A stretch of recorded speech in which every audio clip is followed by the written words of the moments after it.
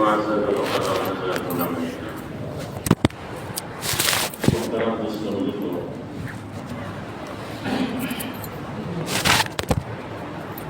আল্লাহ রাব্বুল আলামিন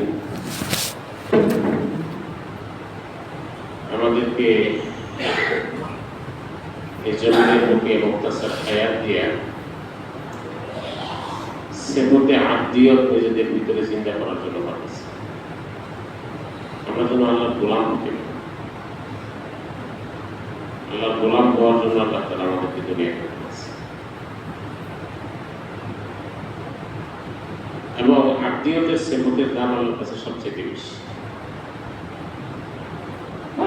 মানব ইতিহাসের সবচেয়ে বড় গর্বের বিষয় যেটা সেটা হলো যে আমি আল্লাহর কাছে নিজের আদিয়তের স্বীকারোক্তি পাওয়া।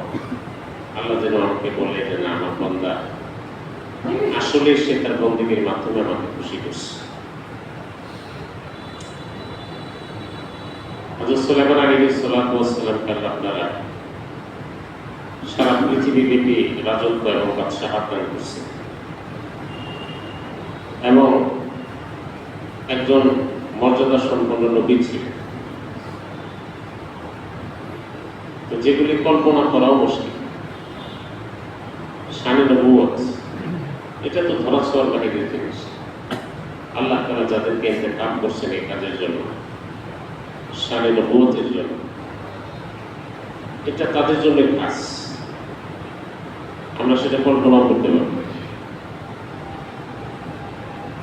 কিন্তু আল্লাহ তাআলা কুরআনে হাকিমে সুলাইমান আলাইহিস সালাতু ওয়াস সালামের যে বৈশিষ্ট্যের কথা সর্বোচ্চ মূল্যায়ন করছেন সেটা হলো নি'মাল আবদু সুলাইমান। যে সুলাইমানকে আমি জমিনে অনেক বড় দায়িত্ব জিম্মাদারি দিয়ে পাঠিয়েছি, শানে নবুয়ত দান করছি, কিন্তু সবচেয়ে বড় গুণ হলো সে এত কিছুর মাঝেও আমার বন্দেগী, আমার গোলামি সর্বোচ্চ পর্যায়ে করে আমাকে খুশি করে দিচ্ছে। আল্লাহ খুশি হয়ে বলছেন তার ইবাদতের শান, তার আবদিয়তের শান অনেক উঁচা। নি'মাল আবদ। এই জন্য মানব ইতিহাসে আবদিয়তের চাইতে বড় শান আর মর্যাদার কোনো মাকাম নেই। শানে আবদিয়ত, যে আমি আল্লাহর উপযুক্ত গোলাম। আল্লাহ হাবিব আলাইহিস সালাতু ওয়াস সালাম ওনার শান এবং মাকাম এটা বর্ণনা করা আদৌ আমাদের পক্ষে সম্ভব না। আল্লাহ হাবিবের শান এটা বয়ানের জন্য আল্লাহ তাআলা নিজেই যথেষ্ট। আমরা এক্ষেত্রে অনেকটাই দুর্বল, অসহায়। আল্লাহ রাসূলের শান আল্লাহ তাআলা কত উঁচা করছে। তো সেই শানকে ন্যূনতম উপলব্ধি করবার জন্য হযরত আদম আলাইহিস সালাতু ওয়াস সালাম থেকে নিয়ে দুনিয়ার শেষ মানুষ পর্যন্ত আল্লাহ তাআলা সবাইকে একটা টার্গেট দিয়েছে। সেটা হলো দুনিয়ার হায়াত আর জিন্দেগির সমাপ্তিতে যখন আমার কাছে আসবা তো আমাকে খুশি করে এসে। তো আল্লাহর খুশনদি এবং আল্লাহর রেজামতি হাসিল করা এটা সারা পৃথিবীর সমস্ত মানুষের টার্গেট। এটা হলো আল্লাহ তাআলা নির্ধারণ করে দিয়েছে। কিন্তু আল্লাহ রাসূল আলাইহিস সালাতু ওয়াস সালামকে আল্লাহ তাআলা ভিন্ন কথা শুনিয়েছেন। আল্লাহ রাসূল আলাইহিস সালাতু ওয়াস সালামকে আল্লাহ তাআলা বলছেন যে হাবিব, সবার কাম এক, আপনারটা ভিন্ন। সবাই আমাকে খুশি করবে, আর আপনি জমিনে একটু কষ্ট করে আসেন, আমি আল্লাহ নিজে দায়িত্ব নিলাম আপনাকে খুশি করার। ওয়ালা সাওফা ইউ'তিকা রাব্বুকা ফাতারদা। তো আল্লাহ তাআলা তার চূড়ান্ত যোগ ও সাখাওয়াত এবং আতা এটা আল্লাহ হাবিবের সামনে পেশ করলেন এবং আল্লাহ জিম্মা নিচ্ছেন যে আমি আমার হাবিবকে আমার উপরে খুশি করাবো। তো এই জন্য আল্লাহ রাসূল আলাইহিস সালাতু ওয়াস সালামের শান আর মাকাম সারা পৃথিবীর সমস্ত মানুষের চেয়ে জুদা, আলাদা। এরপরেও আল্লাহ রাসূল আলাইহিস সালাতু ওয়াস সালাম রাতব্যাপী শানে আব্দিয়তকে জিন্দা করার জন্য, আব্দিয়তের সিফাতকে জিন্দা করার জন্য রাতব্যাপী আল্লাহর সামনে দাঁড়ায়। হাদিসের মধ্যে যে লফজ আছে, যে জumlaটা আছে, হাত্তা তাওয়াররামাত রিজলাম, আল্লাহর হাবিব সিফাতে আব্দিয়তকে প্রকাশ করার জন্য, গোলামীর শান আর সিফাতকে প্রকাশ করার জন্য রাতব্যাপী এমনভাবে দাঁড়িয়ে থাকতেন যে দাঁড়ায় থাকতে থাকতে তাওয়াররামাত রিজলাম, পাও মোবারক খুলে যেত।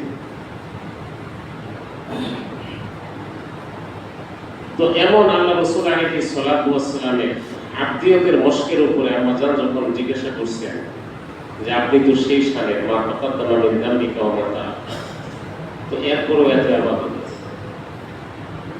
আল্লাহ রাসূল আলাইহিস সালাতু ওয়াস সালাম যেটা উত্তর করছেন সেটা হলো আফালা আকুনু আবদান শাকুরা, আমি কি আল্লাহর কৃতজ্ঞ গোলাম হব না? কারণ গোলামীর শান সবচেয়ে উঁচা। যে আল্লাহর যত বড় গোলাম হবে দুনিয়া আখিরাতে তার তত বড় মাকাম হবে, মর্যাদা। আর মুহতারাম দোস্ত বুজুর্গ, ইবাদতের সব জিনিসের একটা গায়াত গরজ থাকে। যেহেতু ওলামায়ে কেরাম গায়াতে ইবাদত যেটা সেটা হলো তাকওয়া। ইবাদতের মধ্যে তাকওয়া জিন্দা করতে হবে। আর তাকওয়ার গায়াত গরজ যেটা সেটা হলো শুকর জিন্দা করতে হবে নিজেকে, শুকর সেমতে শুকর। তো এই জন্য আমাদের ইবাদত, এটার মধ্যে তাকওয়া, এটার মধ্যে শুকর, এটা জিন্দা করার জন্য এবং আমাদের সোহবতের নূর লাগবে। কারণ ইবাদত করা যতটুকু জরুরি, ইবাদতকে বাঁচানো তার চেয়ে অনেক বেশি জরুরি। আমি এই এতগুলি কথা এই জন্য বললাম যে মধ্যে বয়ান করতেছি, সেটা হলো ইবাদত করা যতটুকু জরুরি তার চেয়ে অনেক বেশি জরুরি হলো ইবাদতকে হেফাজত করা। আর ইবাদতকে হেফাজত করার রাস্তায় হলো ইবাদতটাকে গুনাহ থেকে মুক্ত রাখা। ইবাদতের মধ্যে যাতে কোনো গুনাহ না আসে, ইবাদতের শেকেলে কোনো নাফরমানি যেন না হয়, ইবাদতকে বাঁচাইতে হবে। কারণ মানুষের একেবারে ছোট থেকে ছোট গুনাহ অনেক সময় তার সারা জীবনের সমস্ত নেক আমলকে বরবাদ করে। এই জন্য ইবাদত করা, ইবাদতের জন্যই আল্লাহ পাঠাইছেন, শানে আব্দিয়তের জন্যই আল্লাহ তাআলা আমাদেরকে পাঠাইছেন। সিফাতে আব্দিয়ত আমাদের জীবনের টার্গেট, কিন্তু এর চেয়ে আরো বড় টার্গেট হলো ইবাদতকে বাঁচানো, ইবাদতকে বাঁচানো। তো এই জন্য রাসূল আরবি সাল্লাল্লাহু আলাইহি ওয়াসাল্লাম সাহাবায়ে কেরামকে যে বুনিয়াদি তালিম দিয়েছেন সেটা হলো যে ইবাদতের মধ্যে যাতে হারামের সংমিশ্রণ না হয়, ইবাদতকে বাঁচাইতে হবে। কারণ মানুষের হারামে অর্জিত একটা লোকমা,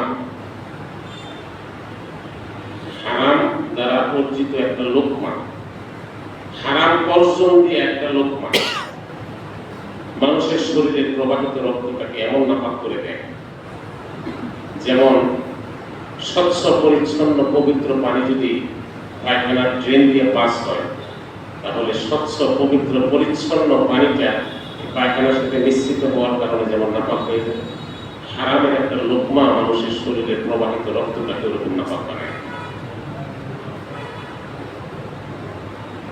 নাপাক বানায়। তো এই জন্য শরীয়তে কিছু বিষয় আছে যেগুলি একেবারে সুস্পষ্ট, আবার কিছু বিষয় আছে যেগুলি সুস্পষ্ট না, বুঝে নিতে হয়, জেনে নিতে হয়, বের করে নিতে হয়। তো যেহেতু অনেক বিষয় আছে যেগুলি জানতে হয়, বুঝতে হয়, বের করতে হয়, তার ভাব উন্মোচন করতে হয়, এই জন্যই দুনিয়ার সমস্ত ইবাদতকারীদের জন্য জরুরি হলো ইলমের রোশনীতে তারা ইবাদত করা। ইলমের রোশনি। তা না হলে ইবাদত হবে কিন্তু কবুলিয়তের মান আর মর্যাদা পাবে। এই জন্য ইমাম বুখারী রাহমাতুল্লাহি আলাইহি বলেছেন, ইন্না হাদাল ইলমা দীন, যে দিন যেটা আল্লাহর আহকামাত ওয়ালা জিন্দেগি যেটা, তো এই দিনটা পুরাটাই ইলম। ইলম আছে তো দিন আছে, ইলম নাই দিন নাই।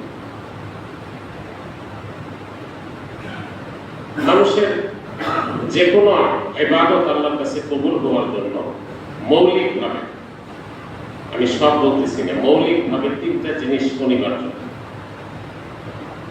ইবাদতটা আল্লাহর কাছে কবুল হওয়ার জন্য মৌলিকভাবে তিনটা জিনিস দরকার। এক নম্বর হলো যে সুন্দর একটা ঈমান রাখবে, আল্লাহর জাতে আরের প্রতি, আল্লাহর সিফাতে কামালিয়ার প্রতি পূর্ণ বিশ্বাস এবং আস্থা নিয়ে ইবাদতটা করতে হবে। ঈমান ছাড়া ইবাদতের কোনো মূল্য নেই। ঈমান ছাড়া ইবাদতের কোনো মূল্য নেই। এই জন্য ইবাদতকে কবুল করার জন্য, আমাদের আত্মীয়তাওয়ালা জিন্দেগিটা আল্লাহর কাছে কবুল করানোর জন্য আল্লাহর জাত এবং সিফাতের প্রতি পূর্ণ আস্থা এবং বিশ্বাস রাখা। আর দ্বিতীয় নম্বর হলো যে পরিপূর্ণ ইখলাস রাখবে, আল্লাহকে রাজি করার জজবা রাখবে। কারণ মানুষ যখন আল্লাহকে রাজি করার জজবায় সামান্য আমল করে, আল্লাহ তাআলা এটার প্রতিদান অনেক বড় করে আল্লাহ তাআলা দান করেন। এই জন্য আল্লাহ রাসূল আলাইহিস সালাতু ওয়াস সালাম হযরত মুআয ইবনে জাবাল রাদিয়াল্লাহু তাআলা আনহু বলেছেন, আখলিস দীনাকা ইয়াকফিকা আল-আমালুল কলিল। আল্লাহকে রাজি করার জন্য এক উর্দু কবি বড় চমৎকার বলছে, সোনে কা এক জর্রা লোহে কি মনো কে ভারী, আশিক কা এক সিজদা আবিদ কে উমর সা। টনকে টন লোহার চাইতে ছোট্ট এক টুকরা স্বর্ণের দাম অনেক বেশি। স্বর্ণের কিমত অনেক, এটার দাম অনেক। তো ট্রাক ভর্তি লোহার চাইতে এই মুষ্টিবদ্ধ এক টুকরা স্বর্ণের দাম অনেক বেশি। সোনে কা এক জর্রা লোহে কি মনো কে ভারী। ঠিক এমনি ভাবে আশিক কা এক সিজদা আবিদ কে উমর সা। একজন নরমাল ইবাদত করেওয়ালা সারা জীবনের ইবাদতের যতটুকু না মূল্য, একজন আশিক যে আল্লাহকে রাজি করার জজবায় ইবাদত করে, তার একটা সিজদার দাম একজন আবেদের সারা জীবনের ইবাদতের চেয়ে অনেক বেশি। আবেদ কা এক সিজদা না, আশিক কা এক সিজদা আবেদ কে উমর সা। এই জন্য ইবাদত আল্লাহর কাছে কবুল হওয়ার জন্য দ্বিতীয় বুনিয়াদী শর্ত যেটা, সেটা হলো ইশক। ইশক আল্লাহকে রাজি করার জন্য। আর তৃতীয় নম্বর যে জিনিসটা বুনিয়াদী ভাবে ইবাদত আল্লাহর কাছে কবুল হওয়ার জন্য দরকার, সেটা হলো যে ইলম। ইলম ছাড়া আল্লাহকে চেনা যায় না, আল্লাহর আবদিয়তের হক আদায় করা যায়। ইলম ছাড়া ইলম, যেমন এর একেবারে একটা আদনা মিসাল, একজন মানুষ ঈমানওয়ালা এবং সে ইখলাসওয়ালা, সে ঈমান এবং ইখলাসের ভিত্তিতে যদি আসরের পর থেকে মাগরিব পর্যন্ত ঘরের দরজা জানালা সব বন্ধ করে দিয়ে যাতে রিয়াকারী তার ভিতরে না আসে, ইখলাসের মধ্যে কোনো কমি না হয়, আসরের পর থেকে মাগরিব পর্যন্ত ঘরের দরজা জানালা সব বন্ধ করে দিয়ে যদি নফল নামাজ পড়ে, তো তাহলে তার এই নামাজ আল্লাহর কাছে কবুল হবে। কারণ ইখলাসও আছে, ঈমানও আছে, কিন্তু ইলম নাই। এই সময় নামাজ পড়া যায় না, এই জ্ঞান তার নাই। এই জন্য আজকে সারা দুনিয়াতে দাওয়াত ও তাবলীগের মেহনতের নেতৃত্বে যারা ইবাদতের জজবাকে হারায় দিচ্ছে, অথবা ইবাদত এটা জজবার সহিত করতে হয় এই ধারণাও যাদের নাই, তো আল্লাহ তাআলা এমন মানুষের মধ্যেও আল্লাহর গোলামীর জজবা আল্লাহ তাআলা পয়দা করে রেখেছে। তো এই গোলামীর জজবাটাকে তরবিয়ত করার জন্য ইলম এবং উলামাদের সান্নিধ্য লাগবে। এলম এবং উলামাদের সামনে তোলা। তো দাওয়াত ও তাবলীগের মেহনতের দ্বারা যদি নিজেকে আলেম, পণ্ডিত, উলামাদের বোধ করা মানসিকতা সৃষ্টি হয়, তো তাহলে এটা ভুল, এটা সহি না। কারণ হযরত মাওলানা ইলিয়াস রাহমাতুল্লাহ আলাইহি ওনার কলফিজতের মধ্যে আছে যে উনি মেহনতটা এই জন্য শুরু করছেন যাতে করে মানুষের মধ্যে ইবাদতের জজবা তলবের সহিত জিন্দা হয়। ইবাদতের জজবাটা যেন তলবের সহিত আসে, যে আমি এর শুদ্ধ রূপটাকে জেনে নিব এবং শুদ্ধভাবে এটাকে করার জন্য আমি চেষ্টা করব, শুদ্ধভাবে। তো আল্লাহ তাআলা আমাদের সবাইকে, যেহেতু ইবাদতের জন্য আল্লাহ তাআলা দুনিয়াতে পাঠাইছেন, সিফতে আবদিয়ত অর্জন করার জন্য যেহেতু আল্লাহ তাআলা আমাদেরকে দুনিয়াতে পাঠাইছেন, আমরা এই আবদিয়তের সিফতটাকে যেন ঈমানের সহিত, ইখলাসের সহিত এবং ইলমের সহিত যেন নিজেদের ভিতরে গড়ে তুলতে পারি, তাহলে কবুলিয়তের আশা করা যাবে। আর তা না হলে কবুলিয়তের আশা করা যাবে। তো আল্লাহ তাআলা শুকর যে আল্লাহ তাআলা দাওয়াত ও তাবলীগের মোবারক মেহনতকে সারা দুনিয়াতে চালাইছেন এবং মেহনতের মধ্যে আওয়াম এবং উলামা সবাইকে আল্লাহ তাআলা মখলুক করে দিয়েছে, মিলিতভাবে চলতেছে। তো যার কারণে এখনো আকসারিয়তের মধ্যে হক নতিজা প্রকাশ পাইতেছে,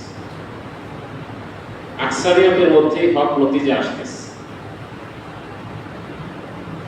তো যদি নতিজা না আসে, তাহলে দাওয়াত ও তাবলীগের মেহনতের দোষ না, এটা তার ব্যক্তির দোষ।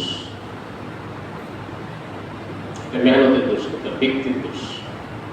সে তার ব্যক্তির দোষের কারণে নিজেকে আগে বাড়াইতে পারে না, অ্যাডভান্স করতে পারে না।